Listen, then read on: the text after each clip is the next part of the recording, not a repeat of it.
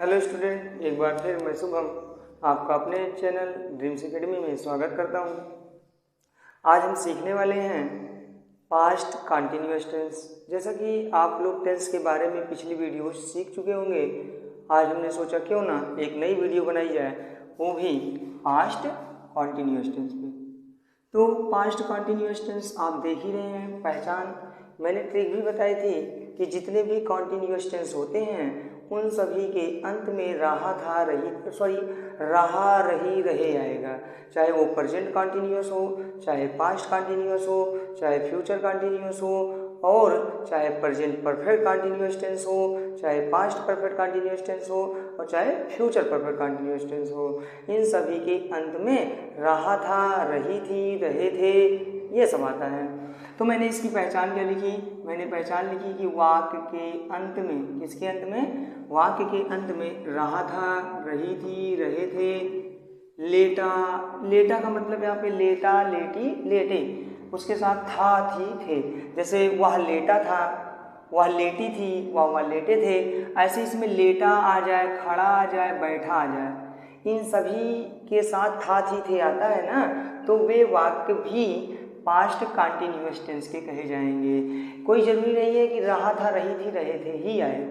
तो यहाँ पे आपको देखना है आए तो वे वाक्य पास्ट कंटिन्यूअस टेंस के कहलाते हैं या होते हैं। तो हमने इसकी स्ट्रक्चर क्या लिखी? सबसे पहले मैंने लिखा सब्जेक्ट, फिर लगाया वाज या वेयर, फिर उसके बाद हमने बताया था कि कोई भी कॉन्टिन्यूअस टेंस क्यों ना हो, उसके वर्ब की फर्स्ट फॉर्म में क्या जोड़ोगे आप? आईएनजी। तो यहाँ पे आप देख लीजिए आईएनजी जुड़ा है, फिर ऑब्जेक्ट लिखेंगे, फिर उसके तुरंत पश्चात क्या लगाएंगे?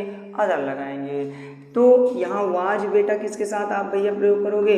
तो वाज जो है एक वचनकर्ता के साथ प्रयोग करोगे। एक वचनकर्ता के साथ आप क्या लगाओगे? वाज लगाओगे। अब बताइए एक वचनकर्ता क्या होता है? मैं बार बार आपको बताता हूँ, वह होता ही, शी और इट होता है, तथा दुनिया के जितने भी नाम होते हैं ना, वे सभी एक वचनकर्ता होते हैं। तो एक वचनकर्ता क्या क्या हो गया आपका? वाज हो गया, एक वचनकर्ता के साथ वाज का प्रयोग करोगे, ही हो गया आपका, सी हो गया, इट हो गया, नाम हो गया। जैसे सुरेश खाना खा रहा था, तुम किताब पढ़ रहे थे, मैं मोबाइल चला रहा था, बच्चे वीडियो गेम देख रहे थे, लाइट आ रही थी, ठीक है ना, वह बिस्तर पर लेटा था, मैं आपके दरवाजे पर खड़ा था। ऐसे सभी ट्रांसलेशन के साथ आप जान जाइए कि उसमें वाज या वेयर लगेगा। दूसरा मैंने पॉइंट बताया कि वेयर, इसको बहुत से लोग वर भी पढ़ते हैं, आप जो मन कहे वो पढ़िए। तो यहाँ पे वैसे सही तो वर ही होगा। बहुवचनकर्ता के साथ आप वर का प्रयोग करोगे। किसके साथ भैया? बहुवचनकर्ता के साथ आप लगाओगे वर। क्या लगाओगे? वर। तो बहुवचनकर्ता क्या हो गया आपका? आई होता है, लेकिन आई के साथ जानते हो भैया, यहाँ पे ही, सी, इट एवं नाम, और एक पॉइंट जोड़ लेना आई। क्या जोड़ लेना? आई। तो आई, ही, सी, इट एवं नाम के साथ वाज लगाओगे। और बहुवचनकर्ता आपका आ गया यू, फिर आ गया वी, फिर आ गया दे, तथा अन्य बहुवचनकर्ता जैसे हो गए वे लोग, हम सब, तुम लोग, ये सारे बहुवचनकर्ता होते हैं। उनके साथ आप क्या लगाओगे? वेयर। बेटा एक पॉइंट और याद कर लीजिए कि कोई भी कॉन्टिन्यूअस टेंस हो, कोई भी, तो उसमें वर्ब की फर्स्ट फॉर्म में क्या जोड़ोगे आप? आईएनजी। तो वर्ब की फर्स्ट फॉर्म में आईएनजी का प्रयोग करते हैं। वर्ब की फर्स्ट फॉर्म में क्या प्रयोग करते हैं? आईएनजी का प्रयोग करते हैं। एक बार स्ट्रक्चर फिर से देख लेते हैं। सबसे पहले आप सब्जेक्ट लिखोगे, सब्जेक्ट पहचानने के लिए कौन या किसने शब्द का प्रश्न कीजिए। फिर वाज या वेयर, वाज किसके साथ? एक वचनकर्ता के साथ। वेयर किसके साथ? बहुवचनकर्ता के साथ। आई के साथ क्या लगाओगे?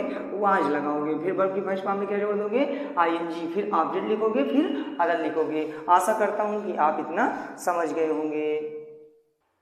चलिए अब हम लोग अन्य स्ट्रक्चर देख लेते हैं। जैसे निगेटिव सेंटेंस आता है या निगेटिव वाक्य आते हैं, तो जैसे मैं पढ़ नहीं रहा था या मैं नहीं पढ़ रहा था, तुम क्रिकेट नहीं खेल रहे थे, मैं मोबाइल नहीं चला रहा था, पिताजी अखबार नहीं पढ़ रहे थे, ऐसे ट्रांसलेशन आते हैं तो उसे निगेटिव कहते हैं। निगेटिव में कभी कभी कभी नहीं आ जाता है, तो कभी नहीं की अंग्रेजी के लिए आप नेवर का प्रयोग करोगे। तो सबसे पहले आप इसमें लिखोगे सब्जेक्ट, फिर लगाओगे वाज या वेयर, अगर नहीं आता है तो नॉट लगा दोगे, और उसके तुरंत पश्चात आप वर्ब की फर्स्ट फॉर्म में क्या जोड़ दोगे? आईएनजी जोड़ दोगे। फिर उसके बाद लिख दोगे क्या भैया? ऑब्जेक्ट लिख दोगे। क्या लिख दोगे? ऑब्जेक्ट। अब हम इंट्रोगेटिव सेंटेंस देखते हैं। तो इंट्रोगेटिव सेंटेंस दो प्रकार के होते हैं, यस या नो टाइप, और दूसरा होता है WH टाइप। यस या नो टाइप का मतलब क्या होता है?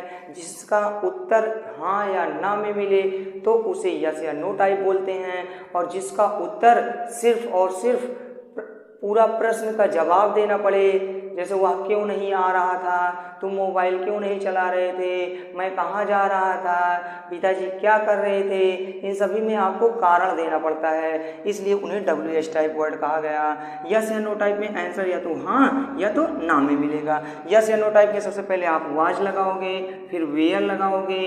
वाज वेयर का मतलब हुआ कि आप वाज और वेयर में एक चीज चूज करोगे, उसके तुरंत पश्चात सब्जेक्ट लगाओगे, फिर वर्ब की फर्स्ट फॉर्म लिखोगे, और कंटिन्यूअस की जैसे कि पहचान बता दी है कि वर्ब की फर्स्ट फॉर्म में क्या लगाओगे? ING, फिर लगा दोगे ऑब्जेक्ट। फिर WH टाइप में क्या लिखोगे? WH टाइप वर्ड में सबसे पहले आप WH टाइप वर्ड लिख दोगे, और शेष नियम बेटा ना जो भी आप पढ़े हो ये यस या नो टाइप वाला पूरा का पूरा नियम यहाँ तक छाप दोगे। अब हम चलते हैं ट्रांसलेशन की ओर। चलिए अब हम ट्रांसलेशन बनाते हैं। तो जैसे ट्रांसलेशन मेरे पास आया रहा था, देख लीजिए रहा था किसकी पहचान बताया था? कंटिन्यूअस की। कौन से कंटिन्यूअस की? पास्ट कंटिन्यूअस टेंस की। अगर यहीं पे बच्चे पूछते हैं sir past perfect continuous tense की पहचान क्या होती है, तो रहा था रही थी के साथ समय दिया हो 2 दिनों से 4 घंटे से, वो भी बनाएंगे।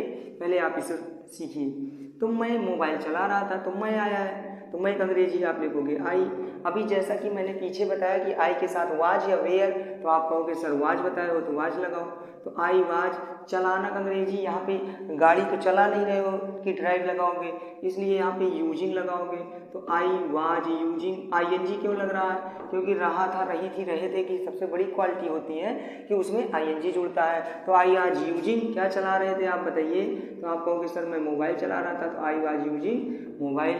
अब बताइए बच्चे मैदान में क्रिकेट खेल रहे थे या बच्चे क्रिकेट मैदान में खेल रहे थे, तो यहाँ बच्चे की अंग्रेजी क्या होगी? चिल्ड्रेन होगी। अब बताइए चिल्ड्रेन बहुवचन है कि एक वचन है? आप कहोगे सर बहुवचन है, इसके लिए वाज या वेयर, तो आप कहोगे वेयर लगेगा। अब तुरंत पश्चात वर्ब की फर्स्ट फॉर्म में ING जोड़ोगे, तो खेलना का अंग्रेजी क्या होता है? प्ले। तो प्ले में क्या जोड़ोगे? ING, तो बनेगा क्या? प्लेइंग बनेगा। अब बताइए क्या खेल रहे हैं बच्चे? तो क्रिकेट खेल रहे हैं। तो क्रिकेट की हिंदी CRICKET, क्रिकेट की हिंदी वैसे झींगुर होती है। क्या होती है? झींगुर। अब आगे आप पढ़िए, चिल्ड्रेन वेयर प्लेइंग क्रिकेट, कहाँ खेल रहे थे? आप कहोगे सर मैदान में खेल रहे थे, तो इन द फील्ड। आपका ट्रांसलेशन करेक्ट हो गया, बन गया आपका कि children were playing cricket in the field. अब जैसे भिखारी दरवाजे पर खड़ा था, तो यहाँ पर खड़ा, बैठा, लेटा, इन सभी के साथ मैंने बताया था ये सभी वाक्य आपके पास्ट कंटिन्यूअस टेंस के होते हैं। किस टेंस के होते हैं?